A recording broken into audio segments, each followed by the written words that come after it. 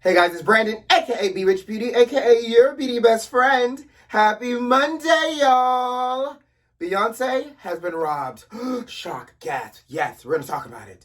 Sharon Osbourne has got the boot from the talk, and Lil Nas X has shut down the internet. Baby, you know what to do. Grab your tea, grab your beverage, let go.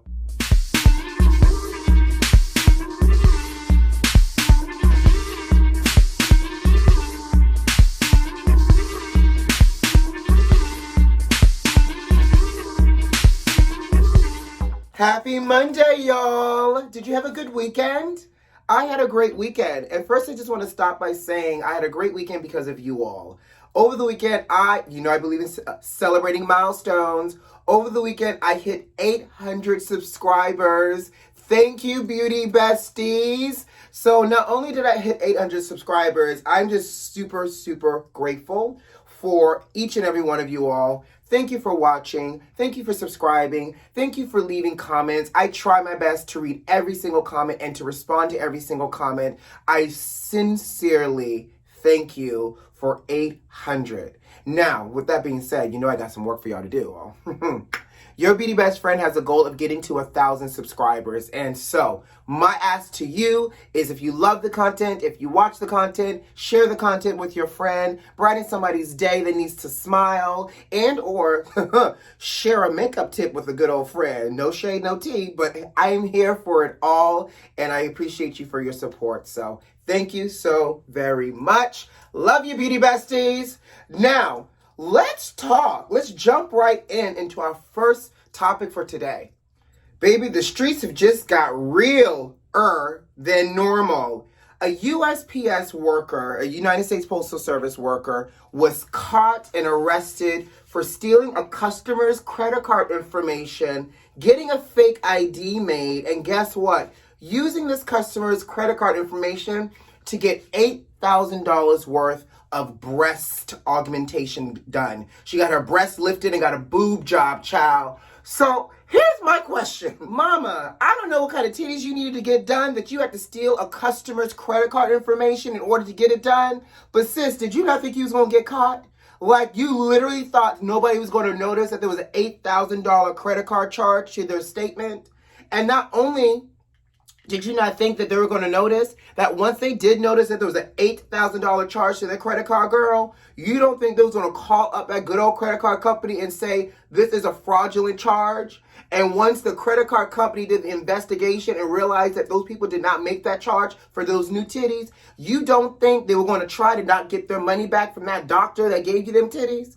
And on top of that, did you not think that doctor was going to be like, y'all can't get this money back because guess what? Them titties are no longer here and they got a new home. Like, sis, did you not think any of this order of events, these chain of reactions were not going to happen?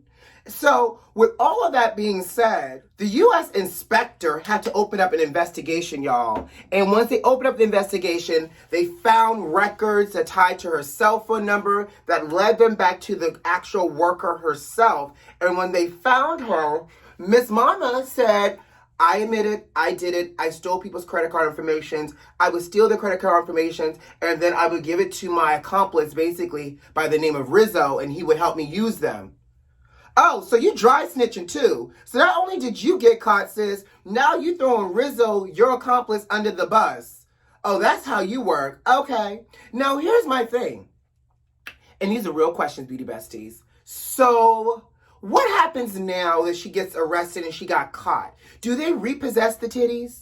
Or do they send her to the all-female population prison for her to sit there and rot out her sentence with new perky titties in an all-female prison? Like, I just want to know, what happens to the titties now that we know that she got them by scamming and pulling a whole stunt on the girls? You know what I also thought about? This doesn't help the USPS because I barely like using them now. One, they slow as hell. It takes forever to mail something good old-fashioned USPS style, which is the reason why I use FedEx and UPS all the time. But they're so expensive, so it makes you want to go to the USPS. But then on top of that, not only does it take things forever to travel via USPS, but now we also knew that sometimes people be like, oh, I mailed you a card, or I mailed you such and such, and you never receive it. You got people like her snatching people's mail, trying to see what they can get out of it, and trying to get a whole lift up in life. Girl. But in the meantime, girl, I hope you enjoy prison with them new titties. Speaking of the streets being real and people doing stupid stuff, our Queen Bee has been robbed, child. Not Kim Kardashian style robbed. Like, they didn't even get, Julian ain't gonna let nobody get close to her. And if y'all don't know who Julian is, that's her bodyguard, child. Nothing's gonna get close to Beyonce like that. But apparently, 3 of her storage units in LA were robbed. Now, I'm trying to figure out, I have a lot of questions, and we're going to talk about this together, because I'm still trying to put 2 and 2, 3, 4, and 5 together to make this make sense. So apparently, Parkwood Entertainment, which is Beyonce's entertainment company, said that they rented out the storage spaces. So I don't know how that worked, but apparently they rented out the storage spaces, but the storage spaces have been hit twice. So it was first broken into earlier in the month, and they stole stuff out of the first storage unit. And literally, and apparently, a week later, they came back and hit up the other 2 storage units. Now, you're not going to tell me that these robbers were so brilliant and smart that they were able to just randomly and mysteriously and magically break into Beyonce's 3 storage units. Something about this smells like an inside job. Okay? Somebody was pissed off, or somebody saw an opportunity that they thought they were going to be able to get a come up with, and they tipped off a friend, and a friend made another call to another friend, and baby, they went to the down to the storage units and broke in and stole stuff. Now, apparently, they stole $1 million worth of stuff out of Beyonce's storage unit. Now, I'm going to tell you something. When I heard $1 million, I was like, oh, they got a pair of socks and a lace front. I mean, it's Beyonce, right? But apparently, they walked away with some real, actual hefty items. Handbags, toys. Now, I feel some kind of way that they were taking the toys from the children's, from Blue, Rumi, and Sir, but they got handbags, toys, and apparently they stole photographs from Beyonce's stylist. I don't know how that makes sense, but okay, we'll go with it. Now, here's the biggest question. And this maybe goes out to the robbers. Robbers, y'all watching this? What y'all plan on doing with this stuff? Because let me tell you something. Now that we know Beyonce stuff has been stolen, I'm going to tell you one thing for sure. The Beehive has activated. They sent out a call to action. And they are now collectively trying to piece this riddle and mystery together, honey. And don't play with the Beehive, because I'm going to tell you something. Y'all know the Beehive is powerful and mighty, child. They probably have already combined forces stronger than the FBI and the LAPD now to try to figure out who these people are. And the moment these people want to go down to somebody's pawn shop, or they post one piece of drip that they stole from Beyonce on the internet, it's over.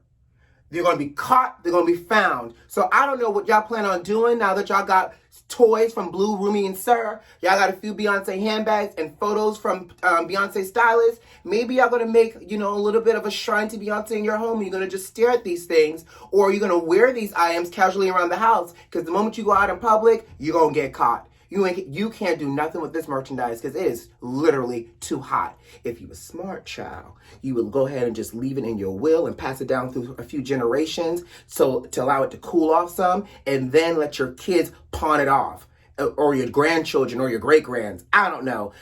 If I was a robber, because I'm not, but if I have to think about it through the lens of a robber, maybe that's something I would do to try to avoid being caught. I don't know. But Beyonce, girl, this was an inside job. You might want to flush through some of the people that work for you, because it sounds like you got sis. And that's on what? Beyonce Had a Little Lamb. All right, let's move on. You gotta love Lifetime to try to always come in where they can to try to make somebody's made-for-TV movie. Well, Lifetime has announced that they have greenlit a Meghan and Harry movie called Meghan and Harry Escaping the Palace. And so, I didn't know this, but apparently this will be the 3rd movie in the royal series that Lifetime has had. Because apparently they've already done 2 Meghan and Harry movies. Did not know this. First one is called Meghan and Harry, and then the second one they did, first one was released in 2019 called Meghan and Harry. Then they released a sequel after that in 2019 called Meghan and Harry Becoming Royal. So apparently this is a shtick for Lifetime. Well, Lifetime has said that they are now starting to look for casting.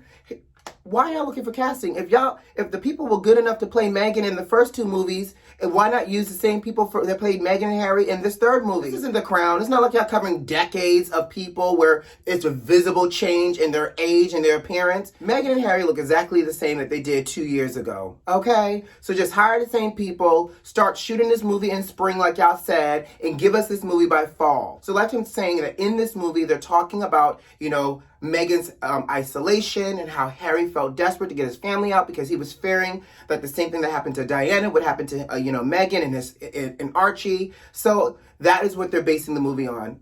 Guess what? They said the same thing in the Oprah interview. Like, literally, this Oprah interview, they handed Lifetime the manuscript to make this movie. Lifetime, it's not like you reinventing the wheel, child. You're just giving us some actors and some salacious, fictional, additional conversations to make it juicy. Now, I'm going to tell you something, because y'all know how I feel. I feel like Lifetime always does the black movies wrong and dirty. Y'all better spend some time casting good people and don't cut corners on the sets and the props, because I want to feel like I'm having a royal experience as they escape the palace. Okay? So CBS has announced that Sharon from the house of Karen Osbourne, first of her name, a little Game of Thrones for y'all, you're welcome, has announced that she will not be returning and that basically she was fired. Now, here's my question for everyone, because we haven't got all the details yet. Even though, and for those, actually, let me back up. For those that may not know about this situation and may not have been following it, let's talk. So Sharon Osbourne came under fire doing one of the episodes of The Talk shortly after the Meghan and Harry interview, fiercely defending her friend Piers Morgan, who came out attacking Meghan post this interview and goes into full Karen spiraling mode, verbally assaulting Cheryl, saying that she doesn't deserve to cry, all types of things that made her comments problematic and sent the show into hiatus status for a couple of weeks now, pending an investigation. A part of that investigation, there were also reports that came out that, Sharon over the years has made very controversial and disparaging racial comments against former co-host Holly Robinson Pete, who's black, and Julie Chen, who's a Asian American woman as well that used to be on the show. So it got real sticky. Well, CBS is saying they've given her the axe. She isn't coming back. We predicted this. But what I also want to know from CBS is, did Sharon just leave and get fired? Or did Sharon leave, get fired, and get a hefty payout? Because what we do know for sure is, if y'all know if the roles of the races were reversed and it was Cheryl Underwood that went on that whole diatribe against a white woman, Cheryl would have barely been able to have time to clean out her dressing room, let alone probably get a payout. So, yes, I think, Sharon Osbourne needs to leave and does not need to be on the show anymore. Her time is up. Buy wigs, sayonara, buy Karen, buy to it all. But at the end of the day, we saw it come in. I feel like you can have an opinion, but you can't be so blinded by your opinion and not expect it to have a repercussion. And I still want to know, did she get this payout? This goes back to race again. And I think this is going to always be that fine conversation and that fine balance about equity and treating people fairly. So, all right, let's move on. So Lil Nas X has released a new song called Montero, Call Me By My Name, along with a new video. And baby, he has the internet shooken. Primarily so because the video has a very much dark, devil, hell, satanic theme. He plays in like the Garden of Good and Evil, and he's in heaven, and he takes a pole ride from heaven all the way down to hell, where he lands directly in hell, giving the devil himself a lap dance. Now, this is not new.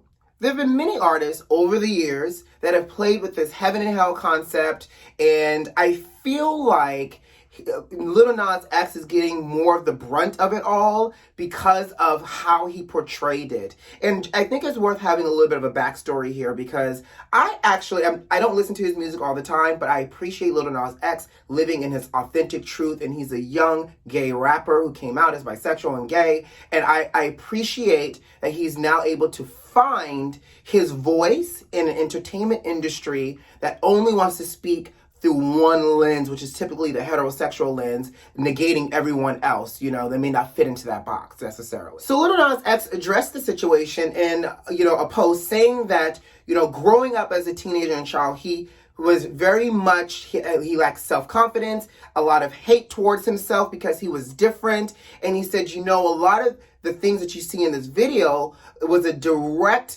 replication in terms of art based off of what I heard my entire life and how. And I can only imagine the conversation. You're gay, you're on a first-class ticket to hell. This is not the lifestyle for you. Trust me, right? That these are the conversations that are become problematic, especially being in the LGBTQ community and, you know, especially being Black and gay as well. I think oftentimes people are so quick to cast you out. And so Lil Nas X was saying, like, I grew up hearing these things, and, you know, if you don't want to see it, maybe you guys should not be spewing this type of hate towards young gay children and young gay adults. And so basically he took his life and he infused it into his art. And so from that perspective, I'm not really caught up in like it feeling satanic or demonic, but I feel like I'm caught up in him telling a message, first of all. Second of all, he also came into some heat because shortly after he announced like some kind of shoe collaboration with Nike, and it was now that felt a little satanic, drop of human blood, the 666, and a whole Bible verse on the side of the shoe. Well, Nike has come out saying that is one, not a shoe that they are collaborating with